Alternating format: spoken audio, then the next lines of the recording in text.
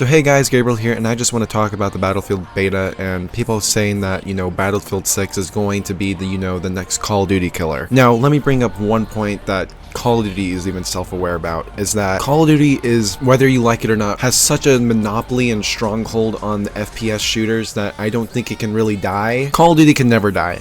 That's just a simple truth. There can be games that are, vastly superior than Call of Duty. It can dwindle its player base, but killing Call of Duty is just not out of the question. It's just way too fucking big of a IP. That's like trying to make a better platform than Mario. You just can't fucking do it. So calling a game and having the title Call of Duty Killer is kind of like a curse almost, because there's been so many quote-unquote Call of Duty killers like X-Defiant, Titanfall, a whole bunch of other games that have died because they were given the name Call of Duty Killer. And I don't want EA to, push that narrative with their game like, oh, we're the next Call of Duty killer, because Call of Duty and Battlefield are two completely different games. If you ever see me play Battlefield, you guys know, like, I suck at that game. And that was my first time playing it because it's a vastly different game compared to Call of Duty. Like, you can't do half the shit you do in Call of Duty than what you can do in Battlefield. Like jumping around, hopping around and bullshit. You can't do anything like that in Battlefield. And I'm not saying that's a bad thing, I'm just saying that's what makes the game different. Not to mention there's so many roles to fill in Battlefield that you have to be really strategic in what you do. In Call of Duty you can just spawn and rush and,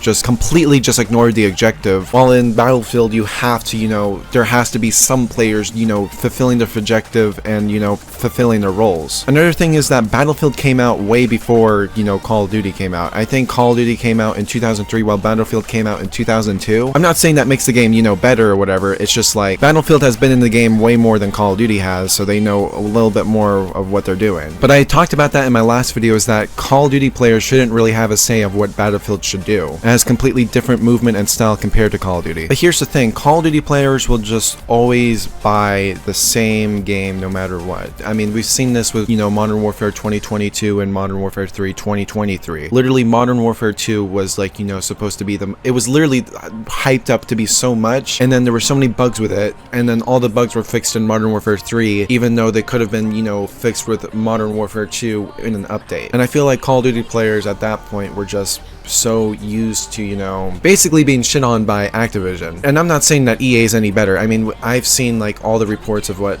they did to Battlefield 2042 and how it let players down. But Activision is probably at this point has a bigger disappointment level than compared to EA, because we just keep on buying the same shitty ass game year after year. But the reason why we kept on doing that was because there really wasn't any other game to go to. Yes, there was X-Defiant, but there was nothing really bringing in players in to play X-Defiant. There was nothing wrong with the game, there was just nothing to bring players in. But since there's now a good competition with the game now, which is Battlefield 6, even though it might not completely kill off Call of Duty, it might dwindle their player base a lot. And that's what EA has to do to play their cards right, is to bring more Call of Duty players in to play their game, and which I feel like they are very successful at doing. Because as you guys saw from the beta, they got over 540,000 people to play their beta, which is more than Call of Duty 6's all-time player high, which I think is an impressive thing to do. Now, could this just be excitement? Yes. But excitement could lead to, EA listening to the community, but at the end of the day, both companies just want more money. They see success as in who gets more money, not on how good the game is. Another thing I might add is that EA wants 100 million players to play their game, which is such a ridiculous,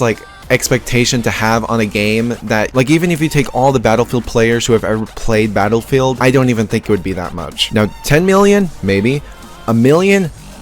Definitely. It's like at the end of the day, EA has to listen to the community to make this game succeed. It might not, live up to their expectations of 100 million players, but they definitely will probably get 1 million players if they start listening to the community, to their core fan base. But I think I can speak for most Call of Duty players on what we want from a game, because I don't think Black Ops 6 is bad. Black Ops 6 is actually, I think, pretty decent compared to all the other Call of Duty games. Yes, there might be some horrible ass things that are added to this game, like, the skins or the fucking firing shotgun, but I can look past those things, and this is a pretty fucking decent game. There might be some dumbass cosmetics, but it's just it's a decent game. But I think what Call of Duty's players want to go back to is a more simpler game, like, Modern Warfare 2 2009. They just want simpler games. But another thing is that Call of Duty players are just tired of the, the year-long Call of Duty cycle. We're just tired of just, being given another Call of Duty, another Call of Duty, another Call of Duty. Let the game marinate. We don't need Black Ops 7. Black Ops 6 is, I don't know, if other people agree, but I think Black Ops 6 in its current state right now, okay, well, except for all the cosmetics, in its current state right now, I feel like Black Ops 6 is a decent game. But we're still gonna get Black Ops 7, we're gonna get, you know, this whole jetpack thing and everything, and it's just like, there's nothing we can do about it. Yes, we can go back to playing Black Ops 6, it's just like, it's not when it's